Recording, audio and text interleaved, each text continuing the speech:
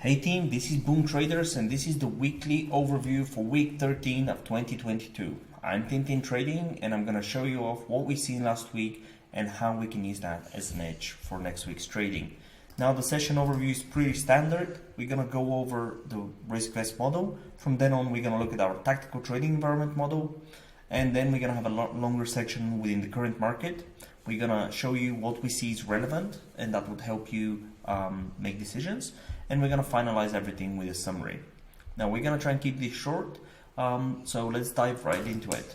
For the risk-vest model, we are still keeping our buy signal. This was issued last week from one of our Boom traders, Supernova. We are basically reviewing the general market action. And the one change from last week is this new highs, new lows, which is moved to a neutral signal. Now, what we want to see here is that basically we're getting some good signs that we might be having, we have seen a bottom and that we might be moving up from here. This is the general market. From then on, we're reviewing the tactical trading environment and we're still keeping this on yellow or mid signal. Now yellow means that we evaluate the market as being highly rotational. This signal is derived from the way that the stocks are acting, and we advise caution basically. What does it mean? It doesn't mean you shouldn't trade, and definitely if you're following us you would see that we were actually opening position while the tactical trading environment was on red.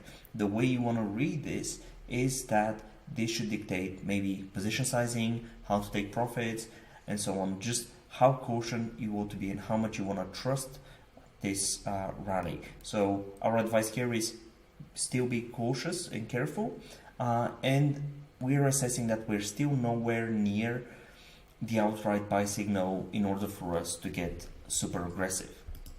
Now from then on, here we have the stock market action, and what we want to show you here is basically the presidential cycle.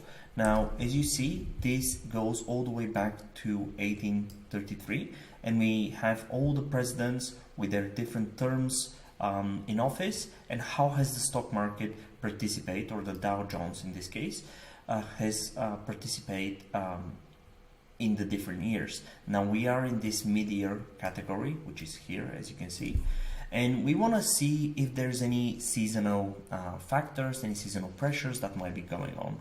And right off the bat you might be seeing that on the average percent gain to the pre-election and the election year have been actually really good all the way through. This is over 100 and so years, but the midterm is actually proving seasonally weak. Now we don't trade off this, but we need to be cautious and to be aware that this has happened.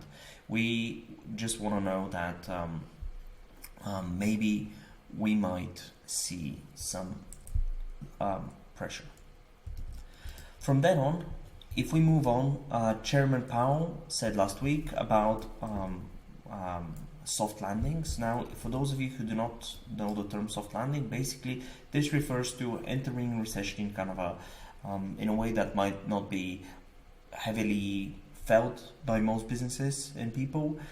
It's kind of a, yeah, we will dip in, but it's gonna be gentle. It's not gonna be like a major crash like 2008 or so on.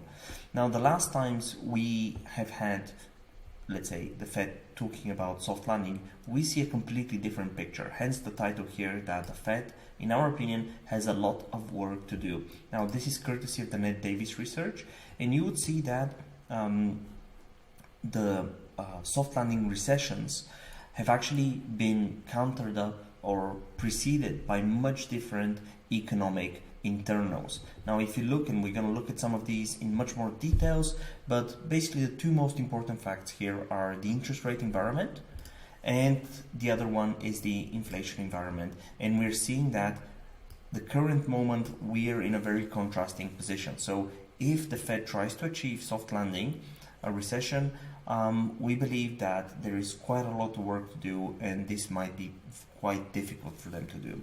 So from then on, we're just gonna jump in and look at the 2-year bonds. Now here, I know it's not very readable, but what's important here is to just look at the general picture. Basically the 2-year bonds have pushed up. It's about 2, and this has actually made inverted yield curve recently. What does the inverted real yield curve mean? Well, basically here is the zero, and now when we look at the change, we are at the negative number, and this has the inverted real curve has actually many times preceded a recession. Now, the curve that we're showing here, as you can see up there, is actually the 10-year to 2-year inverted yield curve. And to be honest, this hasn't been the most reliable of indicators. Definitely not a one that is pinpoint.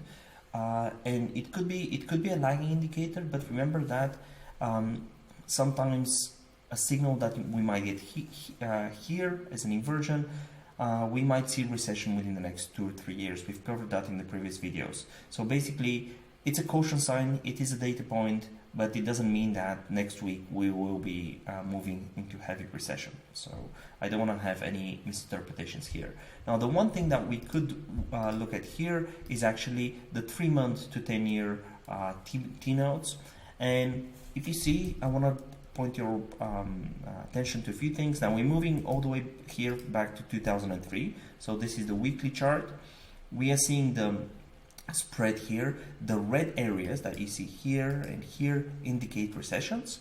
And what I wanted to show you that basically the inversion here, which is indicated by readings above the zero line, so anything above here, as you see here and here, are actually well, 2 points. First, that we're quite far ahead for this inversion, and this is much more focused indicator, one that you would like to pay attention to. But the second thing is that when we hit these points at inversion, it's actually been some time until we move into recession. As you see, it doesn't happen right away. In best case, this has happened 1 month afterwards, but sometimes it can reach up to 1 year. And it's not imminent. That's basically the main point. And as you can see, actually both times we've been having these nice move ups into the general market. This is the SPX on top of over 20%. So again, we are here nowhere near recession for this inversion. The inversion yield curve has been getting a lot of attention in the media, but just take that with a pinch of salt and make sure that these are definitely not imminent indicators. Sometimes they're leading, in many times they provide a lot of noise as well.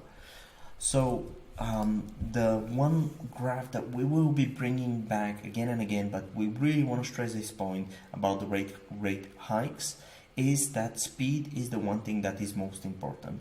And rates are only dangerous in the short term if they are jacked fast. Now, all those squiggly lines here basically represent what has happened after we've been having this first hike, and the different lines, the different colors, represent if we have had fast or slow tightening of the rates. Now, the one we want to pay attention to is this orange line, and we want to see what's been happening when we've been getting this fast tightening. And we want to see that this is pretty much the only time when we are getting an unfavorable move within the next 2-year period. So that's 24 months from the first high, which is here. And the speed is really the one thing that's been actually quite dangerous. If you look at the videos from past sessions, you would see that sometimes you might have 2 to 3 hikes up before we get to reception, and actually those might come up with a really good rallies into the general market. So we will be looking at the speed, and further on into this video we'll be giving you some ideas about what might increase or decrease this speed, but that's the first important point that we want you to look at. From then on, if we look at, and apologies for the title here, but if we look at what the SPX has been doing, we've been actually getting this really promising action.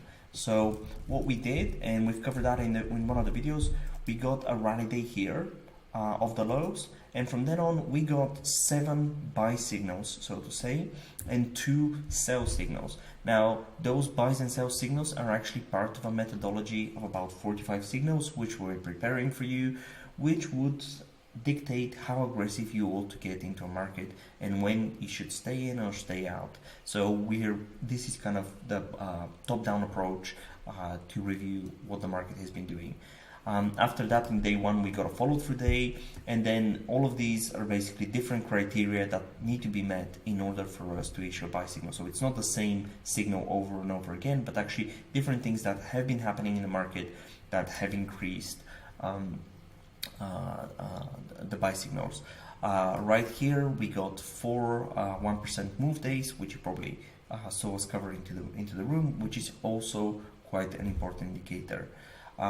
Now, when we spoke about this last time, we thought that moving past the 200-day moving average, and that's I think somewhere around here, this might be the reason why the NASDAQ would be moving up to its 200-day moving average, and this is exactly what's been happening. And what we saw basically in the NASDAQ, the moving average is just above it. We moved up, and now we're kind of retracing back, and that retracement is very, very healthy. We wanted to see this. We didn't want to see kind of a breakthrough, because that would just indicate a mean reversion rally that is very much more likely to come back and test the lows. But this kind of reversion is something that we wanted to see, and from here on we'll see if we get a constructive action in terms of moving back up or continuing to validate down. From then on, and as you can see, here are the moving averages.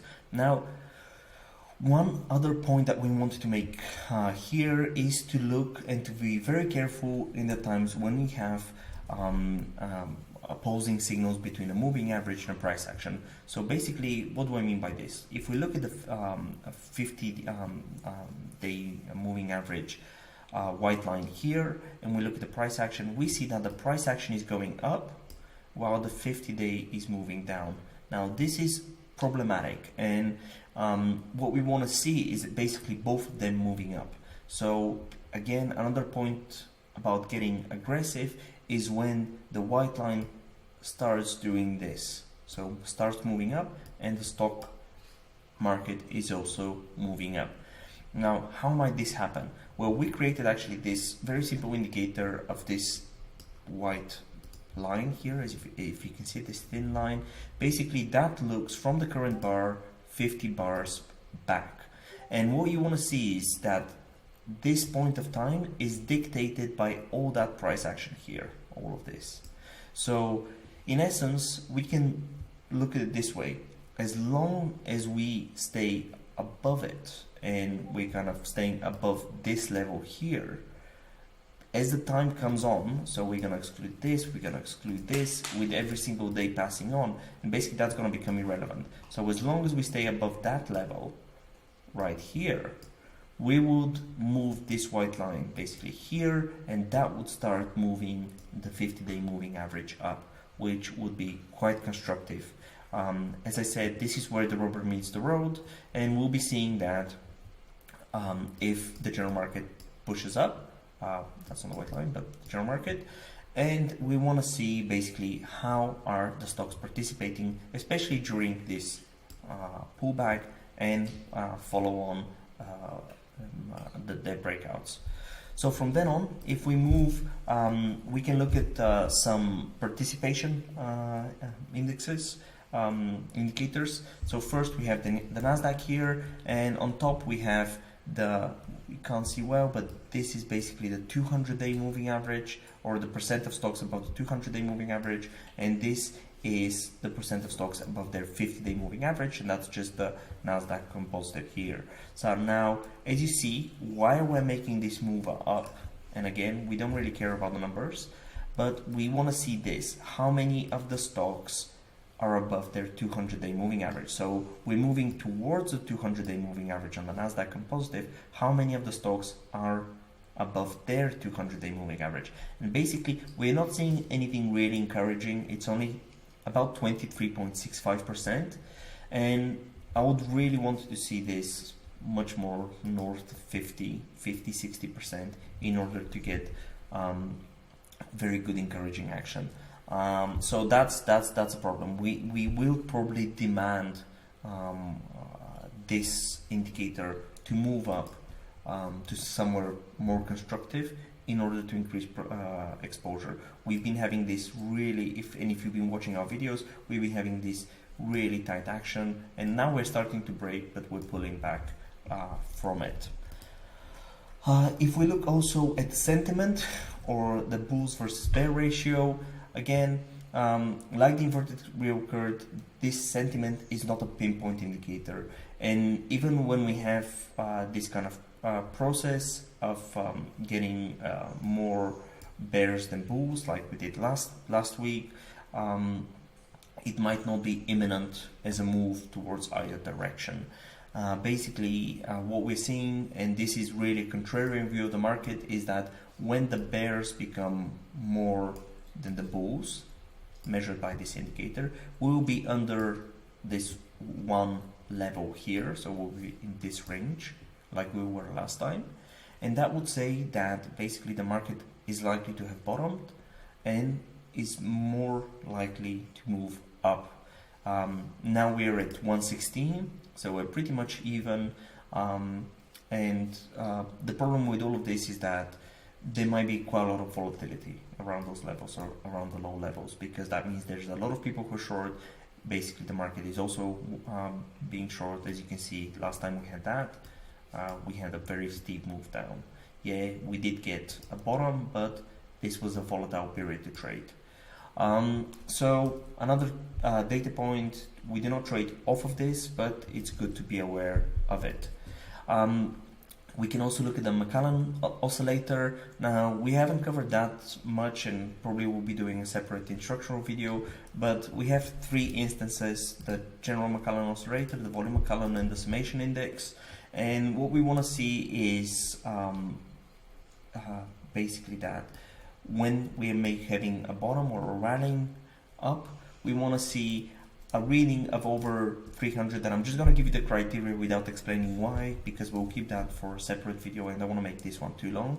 But we want to see a reading over 100 here, which we do, a reading over 300 here, which we do not, so that's a X, and we want a reading over 300 or 500 here, which is at around 100. So again, we're looking at confirmation between this and this signal, that the any rallies to the mean do have legs, so to say. So we're getting this initial trust that we want to see from the bottoms, but again, some caution is advised.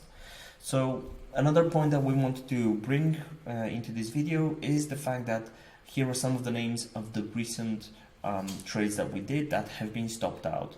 Now, this is a problem, and a problem here is, as you know, we put much bigger emphasis on how the stocks that we pick, how they're acting, and that really dictates our strategy and the way we approach the market.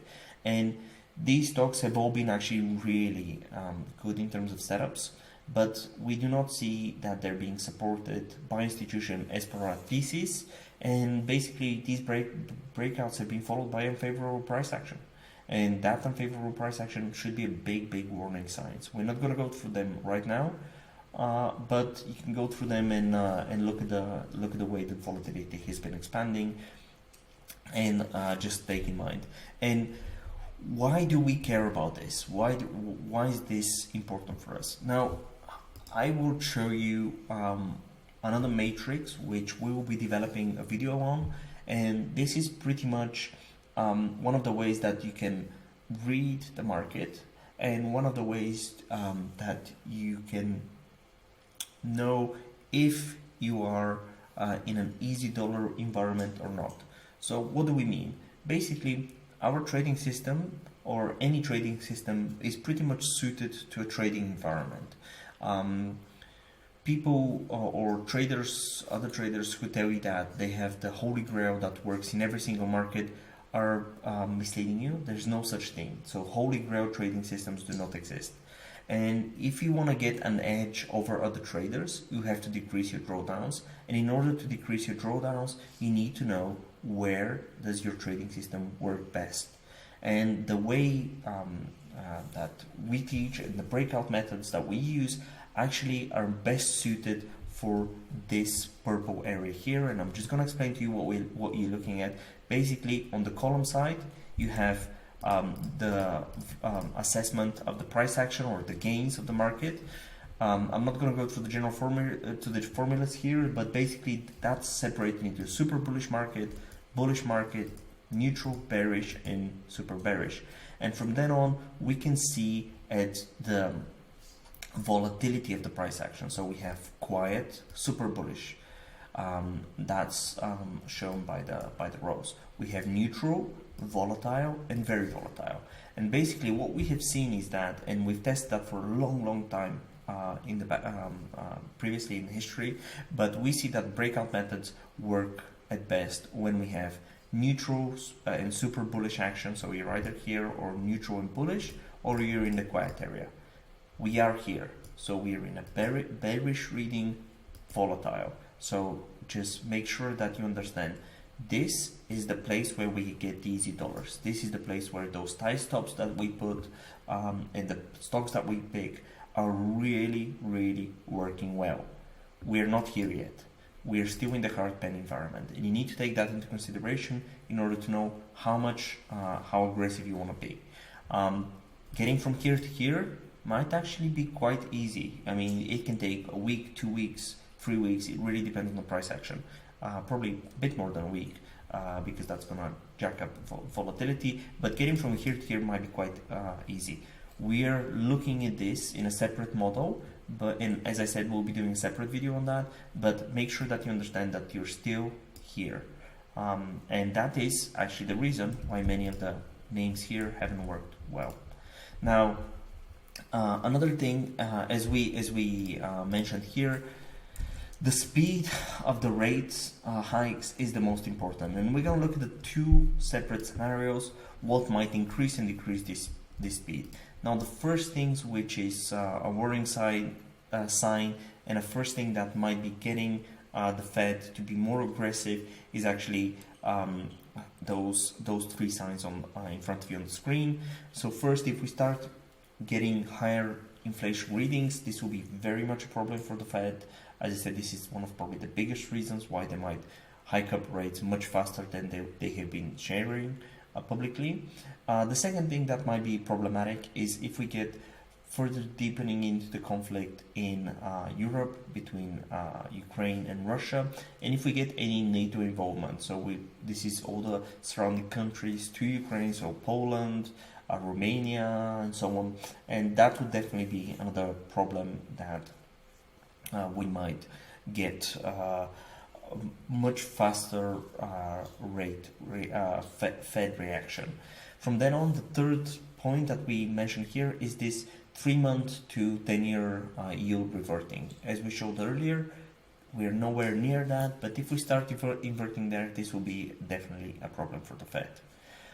The contrary, or the other side of the coin, is what do we see as improvement signs? So what are the things that might indicate that the Fed might take it slower, as they have been saying, and not actually jack up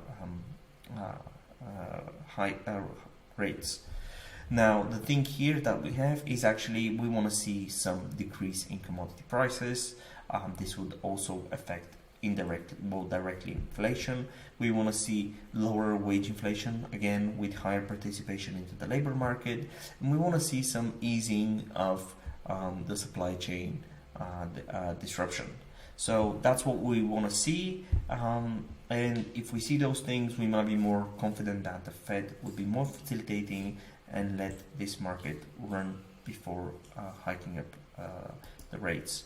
Now, in summary, we have the risk-based model positive or on a buy signal. We have the tactical trading environment with still some caution. We have the market showing very mild distribution days, so constructive market action here. As to the buys that we issue, we see very much a mixed result.